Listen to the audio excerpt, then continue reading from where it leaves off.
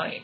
In fact, one of his greatest enemies said about him that I do not say about Muhammad that he is a liar, but what he has brought is something which I cannot believe in, because it's going to divide the tribe. It's going to, cause problems. So nobody accused him of being a liar even after he became a prophet, and had these enemies who wanted to kill him and harm him, but they would not dare accuse him of lying and treachery. And he was somebody who was trusted to resolve conflicts.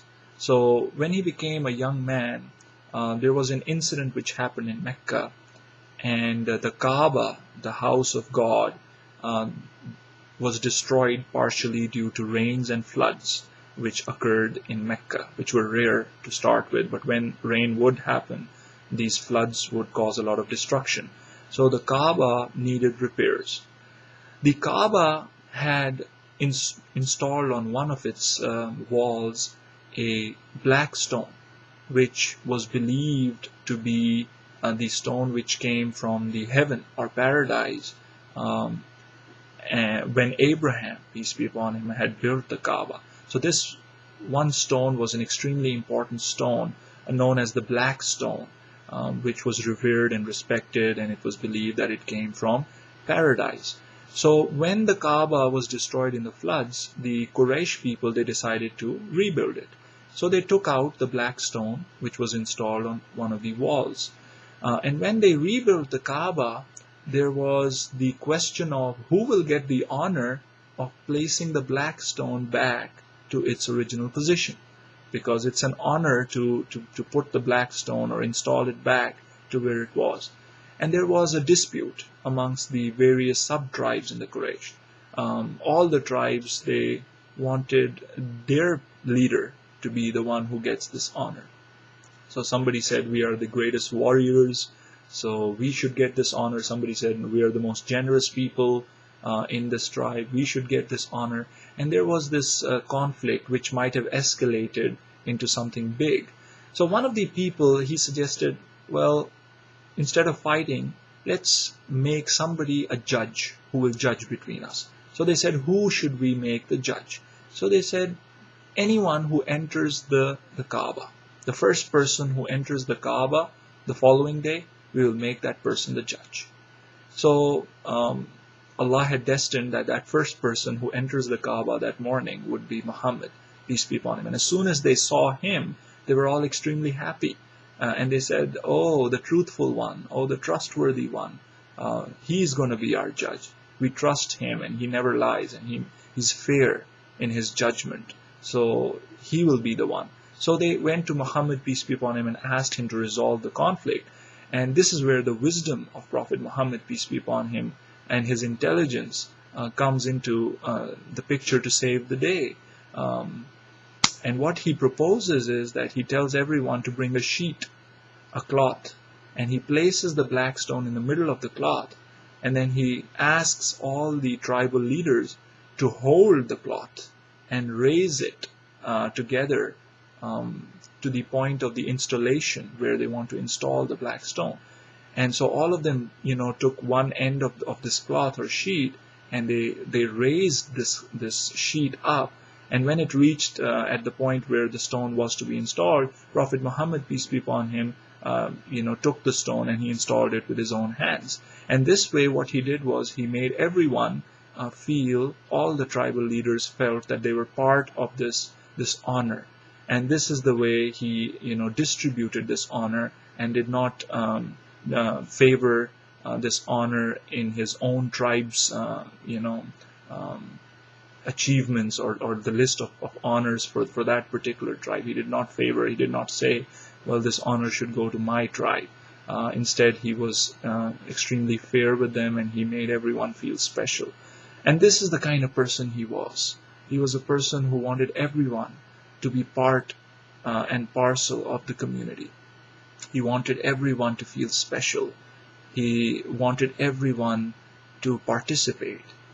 He wanted everyone to feel as if he was important. And this is one of the signs of a great leader, because many times, many leaders, what they do is they favor some people over others. And this causes a lot of animosity, a lot of jealousy, envy amongst the ranks, and it causes disunity amongst the people.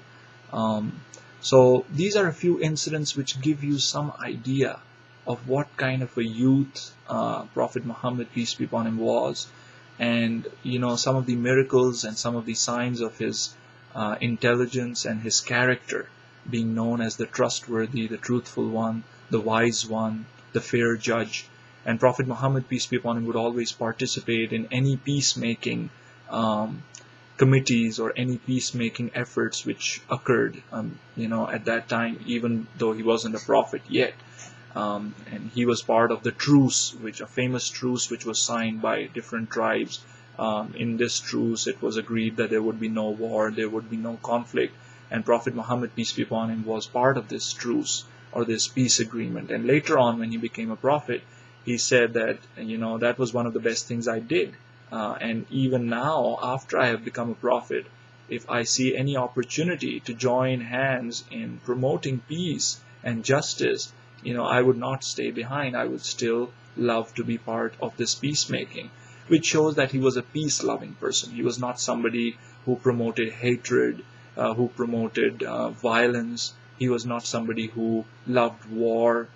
In fact, he was somebody who preferred peace over war, who preferred non-violent means over violent means, who preferred justice over oppression, and unity over disunity.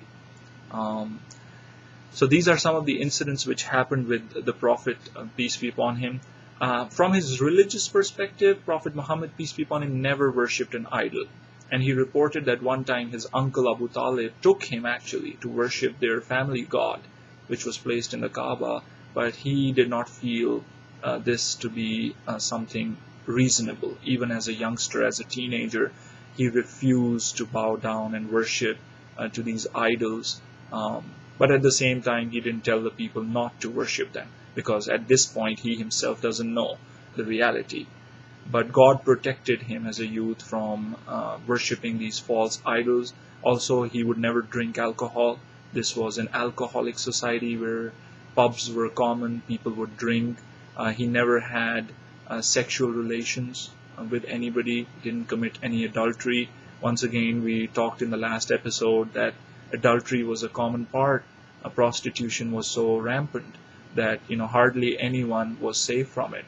But Allah had saved Prophet Muhammad, peace be upon him, as a youth which remained pure, which remained steadfast, which remained away from these distractions, these evils which were around him. So with this, we'll stop here today. We try to focus in on the early life of Muhammad, peace be upon him, his difficult orphan years, youth years, and some of the miracles which happened with him. And lastly, a glimpse of his pure nature, his truthfulness, his honesty, his intelligence, and how he was loved and praised by the people around him in Mecca. In the next episode, we're going to talk about a very important part of his life, which was his marriage, his first marriage, and how this marriage impacted his life. And we're going to introduce his first wife, who is a character which is extremely important, who is an awesome character, one of the most honorable, one of the most influential characters in Islamic history, was his first wife, Khadija, and we're going to talk about her in the next episode. So keep watching Islam Unplugged. Till next time, I am Imam Suhail. Assalamu alaikum wa rahmatullah. Peace be upon you.